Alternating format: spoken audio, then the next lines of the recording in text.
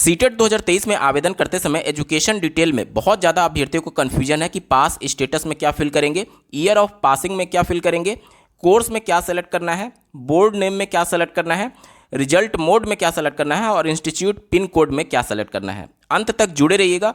इस सेक्शन में जो भी आपके डाउट हैं सब कुछ क्लियर हो जाएंगे। नमस्कार दोस्तों, मेरा नाम है नीरज और आप देख रहे हैं कैरियर बिट यूट्यूब चैनल। अगर आप इस चैनल पर पहली बार विजिट कर रहे हैं तो इसको सब्सक्राइब करते हुए बेल आइकन को प्रेस करना ना भूलें। जब आप सीटेट के लिए आवेदन करते हैं तो ये एक महत्वपूर्ण विंडो आपके लिए ओपन किया जाता है। आवेदन करने समय आपको विशेष तौर पर ध्यान ये देना है कि कोई भी डिटेल आपसे गलती ना हो, ताकि भविष्य में जाकर के आपको मुसीबतों का सामना ना करना पड़े।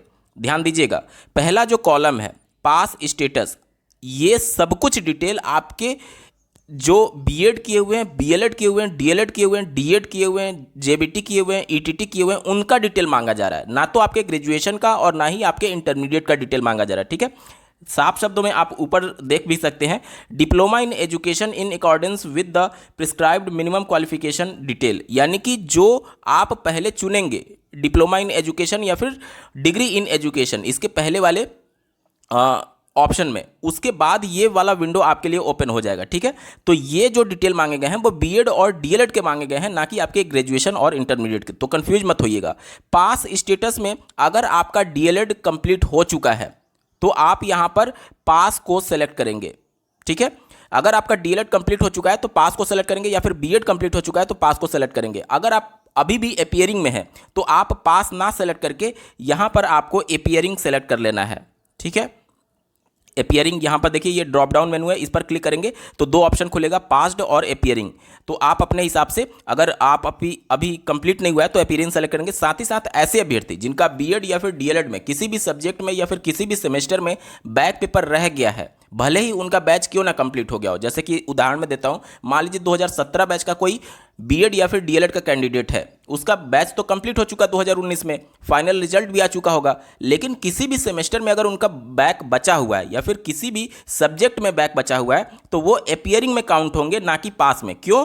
क्योंकि आपके पास अभी फाइनल मार्क्स के डिटेल नहीं होंगे। अगर आप पास को सेलेक्ट करेंगे तो फिर आपसे आपका मार्क्स का डिटेल पूछा जाएगा, उस समय आप एग्जैक्ट नहीं भर पाएंगे तो ये आवेदन आपका गलत हो जाएगा। इसलिए जिनकी बैक लगी है वो भी अपीयरिंग को सेलेक्ट करेंगे, ना कि पास को। यहां तक क्लियर हो गया? चलिए, तो यहां पर पास स्टेटस आपका क्लियर हो गया। इसके बाद से यहां पर भरना है ईयर ऑफ पासिंग और अपीयरिंग। ध्यान दीजिएगा, अगर आपने यहां पर अपीयरिंग सेलेक्ट किया था तो यहां पर लेटेस्ट जो ईयर आएगा वो 2023 आएगा। तो इसमें अगर आप 2021 बैच के हैं तो 2023 में आपका कंप्लीट हो जाएगा, तो आपको यहां पर 2023 चुनना है। बाकी के पहले के बैच के जो अभ्यर्थी हैं, जैसे कि 2020 बैच के, तो उनका 22 में कंप्लीट हो चुका है, उसके पहले वाले अभ्यर्थियों का भी कंप्लीट हो चुका है। ठीक है, और अगर आप 2022 बैच के हैं तो 2024 में जाकर के कंप्लीट होगा, लेकिन यहां पर 2024 बाय डिफॉल्ट ऑप्शन नहीं दिखेगा, 2023 ही दिखेगा।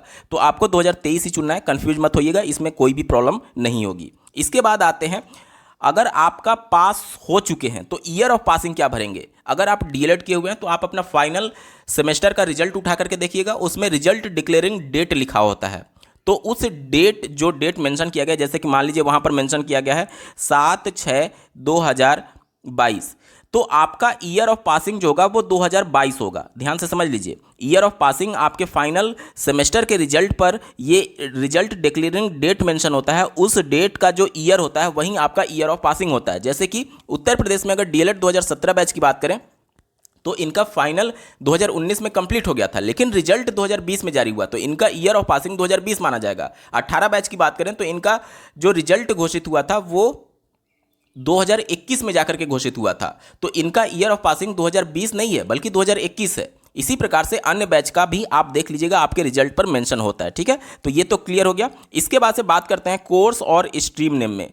तो यहां पर जब आप इसके पहले वाले ऑप्शन में सेलेक्ट किए होंगे डिप्लोमा इन एजुकेशन या फिर डिग्री इन एजुकेशन, तो उसी के अकॉर्डिंग यहां पर आपका ड्रॉप डाउन मेनू में कोर्स खुलेगा, जिसमें आपका एजुकेशन और एलिमेंट्री एजुकेशन का आएगा, एक ही ऑप्शन आएगा ही, उसे ही आपको सेलेक्ट कर लेना। तो इसमें तो कोई कंफ्यूजन होगा ही नहीं। ठीक है, इसके बाद आते हैं बोर्ड और यूनिवर्सिटी नेम। बहुत सारा इसमें अभ्यर्थियों को कंफ्यूजन है कि बोर्ड नेम में क्या भराएगा। बहुत सारे अभ्यर्थी अपने कॉलेज का नाम भर देना है, तो क्या वो सही है? नहीं, वो सही नहीं है। देखिए, बोर्ड और यूनिवर्सिटी का मतलब यहाँ पर ये है कि बहुत सारे ऐसी संस्थाएं भी होती हैं जो कि डीम्ड होती हैं, यानी स्वायत्त संस्थाएं होती हैं। तो उस कंडीशन में जो उनका यूनिवर्सिटी का नाम होता है वहीं उनके इंस्टीट्यूट का भी नाम होता है।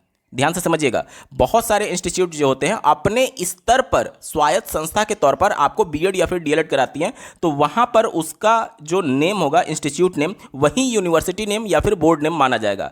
लेकिन अगर आप बीएड किए हुए हैं या फिर डीएलएड किए हुए हैं, जैसे डीएलएड के बारे में मैं बताऊं, तो डीएलएड वाले अभ्यर्थी का जो इंस्टीट्यूट नेम होता है वो उनका बोर्ड या फिर यूनिवर्सिटी नेम नहीं है, बल्कि वो उनका इंस्टीट्यूट का नेम है। क्योंकि उत्तर प्रदेश में जो डीएलएड होता है वो एससीईआरटी से एफिलिएटेड होता है, एनसीटी से अप्रूव्ड होता है। तो अब आप ये समझ लीजिए, जो आपका बोर्ड होगा वो आपका, जब आप फाइनल रिजल्ट देखते हैं तो उस पर मेंशन किया गया रहता है examination regulatory authority Prayagraj Uttar Pradesh. ध्यान से सुनिए, परीक्षा नियामक प्राधिकारी को अंग्रेजी में एग्जामिनेशन रेगुलेटरी अथॉरिटी बोलते हैं और वहीं आपके रिजल्ट पर मेंशन किया गया है। आप हाई स्कूल का रिजल्ट उठा करके देखिए, उसके अलावा सीबीएसई बोर्ड का, यूपी बोर्ड का, किसी भी बोर्ड का रिजल्ट उठा करके देखेंगे तो उस पर बोर्ड का नाम लिखा रहता है, यानी कि जो आपके रिजल्ट पर मेंशन है वहीं आपको बोर्ड के तौर पर लिखना होता है। ठीक है, तो डीएलएड का जब आप रिजल्ट उठा करके देखेंगे तो उस पर लिखा हुआ है examination regulatory authority Prayagraj Uttar Pradesh, यानी कि बोर्ड नेम में यहाँ पर जब आप ड्रॉप डाउन मेनू से सेलेक्ट करेंगे तो बहुत सारे नाम यहाँ पर खुलेंगे, लेकिन आपको परीक्षा नियामक प्राधिकारी या फिर एग्जामिनेशन रेगुलेटरी अथॉरिटी देखने को नहीं मिलेगा। तो सबसे नीचे आप जाइएगा स्क्रॉल होते हुए और यहाँ पर आपको अदर को सेलेक्ट कर लेना है। अदर यहाँ पर आप सेलेक्ट कर लेंगे। अदर सेलेक्ट करते ही थोड़ा सा पेज रिफ्रेश होगा और यहाँ पर एक नया बॉक्स खुल जाएगा जिसमें आपसे बोर्ड का नाम लिखने के लिए बोला जाएगा। तब आप यहाँ पर पूरा बोर्ड का नाम लिखेंगे, एग्जामिनेशन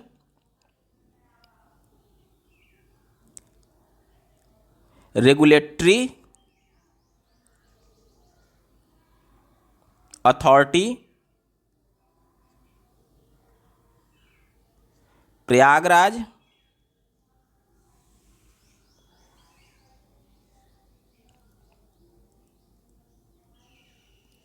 यूपी।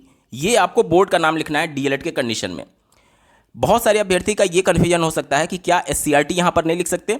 देखिए, गलत तो नहीं होगा, लेकिन आपके रिजल्ट पर जो लिखा होता है वही एक्चुअल बोर्ड होता है। हालांकि पीएनपी जो है वो एग्जाम कंडक्टिंग बॉडी जरूर है, लेकिन आपके रिजल्ट पर एससीईआरटी नहीं लिखा है, आपके रिजल्ट पर एग्जामिनेशन रेगुलेटरी अथॉरिटी ही लिखा हुआ है। तो आप बोर्ड नेम में यही फिल करिएगा। ठीक है, इसके अलावा अगर आपने पीएनपी प्रयागराज भी लिख दिया तो ये गलत नहीं है, एससीईआरटी लिख दिया ये भी गलत नहीं है, लेकिन आपको एक्चुअल भरना होना चाहिए जो आपके रिजल्ट पर मेंशन किया गया। तो आपके रिजल्ट पर यही मेंशन किया गया। ठीक है, और एससीईआरटी या फिर पीएनपी भी आपने लिख दिया तो ये गलत नहीं माना जाएगा। ठीक है, चलिए, लेकिन जो रिजल्ट पर है वो ही आप कोशिश करिए कि आप लिखिए। तो examination regulatory authority Prayagraj UP आप लिख देंगे। ठीक है, यहाँ तक क्लियर। उसके बाद से यहाँ पर रिजल्ट मोड दिया गया है। इसको जब आप ड्रॉप डाउन मेनू से क्लिक करेंगे तो यहाँ पर दो ऑप्शन खुलेगा, पहला परसेंटेज और दूसरा आपका खुलेगा यहाँ पर सीजीपीए। तो डीएलएड के कंडीशन में यहाँ पर मार्क्स अलॉट किए जाते हैं, तो आपको परसेंटेज वाला सेलेक्ट कर लेना है। परसेंटेज वाला आप सेलेक्ट करेंगे। जैसे ही परसेंटेज सेलेक्ट करेंगे यहाँ पर 3 बॉक्स ओपन हो जाएगा, पहला टोटल मार्क्स, दूसरा ऑब्टेन्ड मार्क्स और तीसरा प्रतिशत परसेंटेज। तो टोटल मार्क्स जो डीएलएड का होता है वो 3200 का होता है। 800 नंबर के 4 सेमेस्टर होते हैं, 8 चौक 32। अगर चारों सेमेस्टर में मिला करके मान लीजिए किसी कैंडिडेट को 2800 नंबर मिले, तो जैसे ही आप 2800 भरेंगे तो यहाँ पर जो परसेंटेज है ऑटो फिल हो जाएगा, यानी ऑटोमेटिक कैलकुलेट करके यहाँ पर आ जाएगा कि आपका कितना परसेंट बन रहा है, यहाँ पर अपने आप आ जाएगा। ठीक है, इसको आपको फिल करने की आवश्यकता नहीं होती है। तो ये हो गया आपका रिजल्ट मोड। उसके अलावा अगर आपका परसेंटेज बेसिस पे नहीं था, सीजीपीए बेस पर था, तो आप यहाँ पर सीजीपीए सेलेक्ट कर लेंगे, उसके अकॉर्डिंग आपको भरना होगा। ठीक है, उसके बाद से लास्ट में यहाँ पर दिया गया है इंस्टीट्यूट पिन कोड। बहुत सारे अभ्यर्थी इसको लेकर के कंफ्यूज हैं कि जब डीएलएड आपने किया था या फिर बीएड किया था तो काउंसलिंग के दौरान आपको कॉलेज कोड भरना होता है। क्या ये वो कोड है? नहीं। यहाँ पर जब साफ शब्दों में मेंशन किया गया कि आपको पिन कोड भरना है तो कॉलेज कोड आने का सवाल ही नहीं उत्पन्न होता है। और ध्यान दीजिएगा, यहाँ पर बहुत सारे अभ्यर्थी क्या करते हैं कि जो बोर्ड उन्होंने भरा था, जैसे कि पीएनपी का बोर्ड भरा था एग्जामिनेशन रेगुलेटरी अथॉरिटी, तो वहाँ का पिन कोड अभ्यर्थी भर देते हैं। यहाँ पर बोर्ड आपसे नहीं पूछा जा रहा है, यहाँ पर इंस्टीट्यूट पूछा जा रहा है। ध्यान दीजिएगा, यहाँ पर बोर्ड था, यहाँ पर इंस्टीट्यूट था, कंफ्यूज मत होइएगा। इंस्टीट्यूट यानी वो संस्था जहाँ से आपने बीएड या फिर डीएलएड कोर्स किया हुआ है।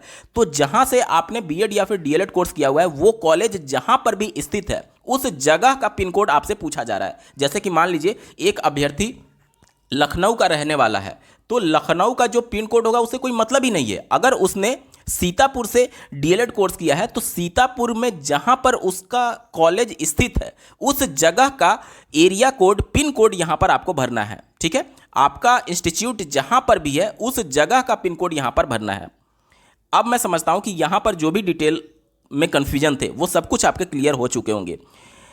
बावजूद इसके अगर आपका कोई डाउट रह जाता है तो कमेंट के माध्यम से जरूर पूछिएगा। इसके अलावा किस प्रकार से स्टेप बाय स्टेप आवेदन करना है इसके रिगार्डिंग डिटेल में एक डेडिकेटेड वीडियो के माध्यम से मैंने बता रखा है, जिसका लिंक आपको इस वीडियो के डिस्क्रिप्शन में मिल जाएगा। इसके अलावा सीटेट प्रीवियस ईयर सभी शिफ्टों के shift wise complete paper solution देखने के लिए इस वीडियो का डिस्क्रिप्शन जरूर चेक करिएगा। और अगर आप शिक्षा जगत से जुड़े सभी खबरों से अपडेटेड रहना चाहते हैं तो कैरियर बिट के दूसरे official YouTube channel view bit को जरूर सब्सक्राइब कर लीजिएगा। लिंक आपको वीडियो के डिस्क्रिप्शन में दिया गया है। इस वीडियो को देखने के लिए आपका बहुत बहुत धन्यवाद। भगवान करे आपका दिन शुभ हो।